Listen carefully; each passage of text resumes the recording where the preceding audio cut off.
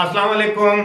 ابرار رشید آپ کی خدمت میں ایک مرتبہ پھر حاضر ہے اور ہمیشہ کی طرح آپ سے ریکویسٹ کہ اگر ابھی تک آپ نے چینل کو سبسکرائب نہیں کیا تو اسے سبسکرائب کر لیں. آپ کا بہت بہت شکریہ. اس سے پہلے کہ میں اپنے موضوع پر اپنی گفتگو کا آغاز کروں، ایک چھوٹا سا ایڈ ہے، انڈورسمنٹ ہے، اور کھانا پکانے کھانا بنانے کے حوالے سے جو کھانا بنانے یا کھانا کھانے کے شوقین حضرات ہیں وہ اس ایڈ کو دیکھیں. اور نو فوڈ سیکرٹس کے نام سے یہ ایڈ ہے، اس کو سبسکرائب ضرور کیجیے گا. آپ کا بہت بہت شکریہ.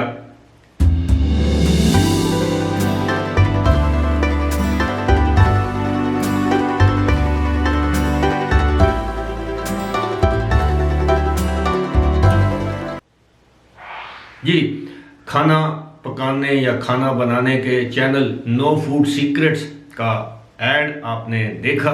امید ہے آپ اس کو سبسکرائب کریں گے. اس کا لنک میری ویڈیو کے ڈسکرپشن باکس میں موجود ہے. صورتحال یہ ہے جی کہ پاکستان میں کرونا وائرس کی جو سچویشن ہے وہ دن بدن ہاتھوں سے نکلتی جا رہی ہے، یا کم از کم ایسا دکھائی دے رہا ہے. لیکن اس سے پہلے آپ کو یہ بتاتا چلوں کہ وزیر اعظم پاکستان عمران خان صاحب نے ابوظہبی کے کراؤن پرنس شیخ محمد بن زائد کو ٹیلی فون کر کے نہ صرف وہاں پر ہونے والی اموات پر دکھ کا اظہار کیا ہے بلکہ ابوظہبی میں ہونے والے حملے کی شدید الفاظ میں مذمت کی ہے.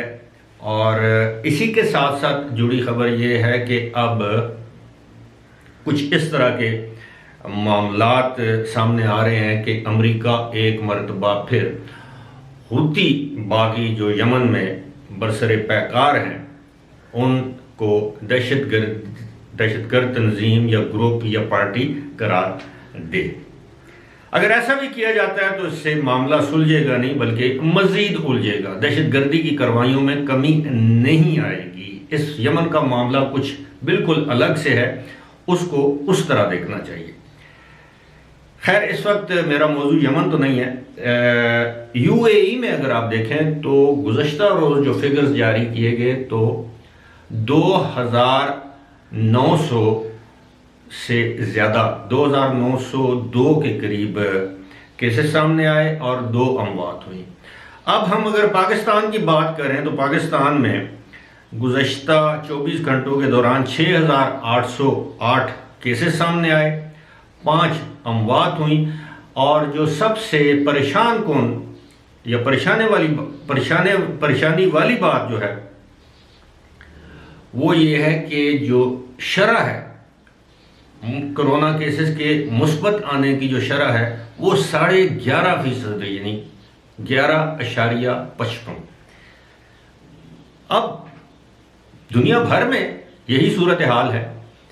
لیکن ایک طرف یہ کہا جا رہا ہے کہ جو موجودہ جو ویریئنٹ ہے اومیکرون نامی ویریئنٹ، اس سے انسان 4-5 دن بعد صحت یاب ہو جاتا ہے. دوسری جانب متضاد خبریں آتی ہیں جی کہ اس سے بھی اسی طرح اموات ہونے کا اندیشہ ہے یا ہو رہی ہیں جس طرح کووڈ-19 کا جو آغاز کا جو الفا ویریئنٹ تھا، بیٹا تھا، ڈیلٹا تھا، اب اومیکرون ہے. یہ مختلف نام دیے گئے ہیں مختلف حوالوں سے. اب سچویشن یہ ہے کہ پاکستان میں کراچی میں اب انڈور، یہاں تک کہ لاہور میں انڈور شادیوں پر پابندی عائد کر دی گئی ہے. آؤٹ ڈور شادیاں ہو سکتی ہیں، یعنی کھلے آسمان تلے یا خیموں میں یا جس طرح بھی ہے. اسی طرح آہستہ آہستہ دیگر پابندیاں عائد کی جا رہی ہیں. آپ بند کمروں میں کوئی بڑا اجتماع نہیں کر سکتے. تو اب دیکھیں کہ اب جوں پازیٹیوٹی کی شرح بڑھ رہی ہے. اسلام آباد، لاہور، پشاور، خاص طور پر کراچی اور حیدرآباد. کراچی میں 40% سے بھی تجاوز کر چکی ہے، حیدرآباد میں کوئی 22-25% کے قریب ہے یہ شرح. لاہور میں زیادہ ہے، 14-15 ہے. اسی طرح اسلام آباد، پنڈی میں 11-12، کراچی پشاور میں 11. اور ہر شہر سے اب کیسز رپورٹ ہو رہے ہیں. میں نئے ویریئنٹ کی بات کر رہا ہوں. تو اس سے ایک مرتبہ پھر یہ بحث شروع ہو گئی ہے کہ سکول کالجز کو کھولا جائے، بند کیا جائے، کیا کیا جائے۔ اب آپ اندازہ کریں، میں اپنی صاحبزادی جو کہ یونیورسٹی میں پڑھتی ہے، میں اپنی ذات کی بات کر رہا ہوں، آج ہی اس کی سیمسٹر کی فیس، وہ اسلام آباد یونیورسٹی میں پڑھتی ہے، آج ہی اس کی سیمسٹر کی فیس جو بہت زیادہ ہے میں نے ادا کی ہے، بہت زیادہ ہے، وہ میں نے ادا کی ہے۔ کس طرح ادا کی ہے مجھے معلوم ہے، اور خبریں یہ ہے کہ ایک ہفتے بعد یونیورسٹی کو بند کر دیا جائے گا اور پھر گھر بیٹھے تعلیم حاصل کرے گی۔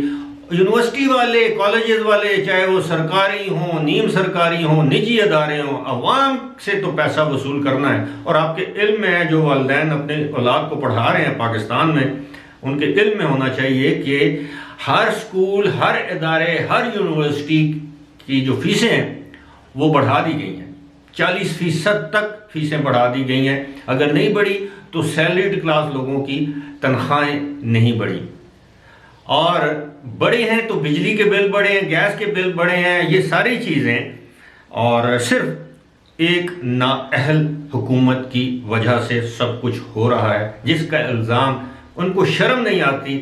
4 سال گزرنے، پونے 4 سال گزرنے کے بعد بھی یہ پچھلی حکومتوں پر ڈرتے ہیں۔ ان کی اپنی نالائکیاں، اپنی نااہلیاں اس قدر ہیں کہ بات وہی ہے، جڑا کپیدہ وہی لال ہے، جس کو کاٹو اندر سے وہی لال ہے، جس کو بھی، جو بھی سامنے آیا ہے۔ اس سے آگے اور میں کچھ بھی نہیں کہتا، کیونکہ قوم یوتھ، میں بھی یہ بھی بتا دوں کہ قوم یوتھ کہاں سے آئی ہے۔ یہ قوم لوط کا ایک نیا ورژن ہے۔ قوم لوط تو آپ سب کو پتہ ہے نا تباہ کیوں ہوئی تھی۔ یہ اسی کماش کے لوگ ہیں، ماں بہن کی گالیاں دینا، اپنے باپ ماں کی عمر کے لوگوں کو گالیاں دینا۔ لیکن وہ بات وہی ہے کہ اب میں کیا بولوں، وہ ایسا محاورہ ہے، مجھے زیب نہیں دیتا میں وہ محاورہ ادا کروں، سوائے اس کے کہ میں ان کے لیے ہدایت کی دعا مانگوں کہ خدا کا واسطہ ہے، خدا کا واسطہ ہے، یہ وقت آ گیا ہے اچھے کو اچھا، برے کو برا کہنا۔ اور یار وہ لوگ جو اس وقت امریکہ، UK، دیگر ممالک میں اچھے پیسے کما رہے ہیں، وہ کم از کم پاکستان میں رہنے والے اپنے عزیز رشتہ داروں سے پوچھیں کہ آٹے دال کا بھاؤ کیا ہے، بجلی کے نرخ کیا ہیں، گیس ملتی ہے نہیں ملتی، اس کے باوجود بل کتنے زیادہ آتے ہیں۔ اور آپ کو ایک خبر سنا کر آپ سے اجازت چاہوں گا بڑے بوجھل دل کے ساتھ۔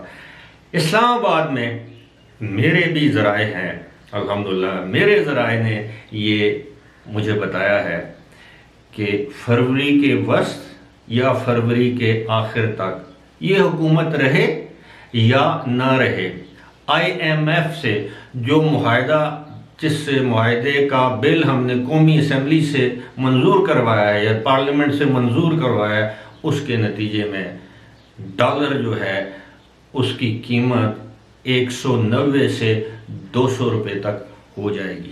اب آپ خود اندازہ کیجئے کہ جس ملک میں ڈالر جو ہے وہ 200 روپے کا دستیاب ہو، اس ملک کی معیشت کی حالت کیا ہوگی۔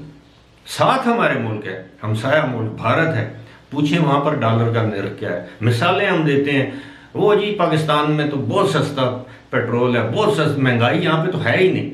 ظاہر ہے جس شخص نے ساری زندگی مانگ کے کھایا ہو، چندہ مانگا ہو، عطیات لیے ہوں، جو آج بھی دوسروں کے پیسوں پر پلتا ہو، اس کو مہنگائی کا کیا احساس ہوگا؟ جس کا کچن کوئی اور چلاتا ہو، بل کوئی اور دیتا ہو، گاڑی کے اخراجات کوئی اور دیتا ہو، باقی للے تللے کوئی اور پورا کرتا ہو، اس شخص کو کیا احساس ہوگا کہ اس ملک کا غریب متوسط طبقہ کس طرح گزارا کرتا ہے۔ فی الحال اسی کے ساتھ مجھے دیجیے اجازت، خدا حافظ۔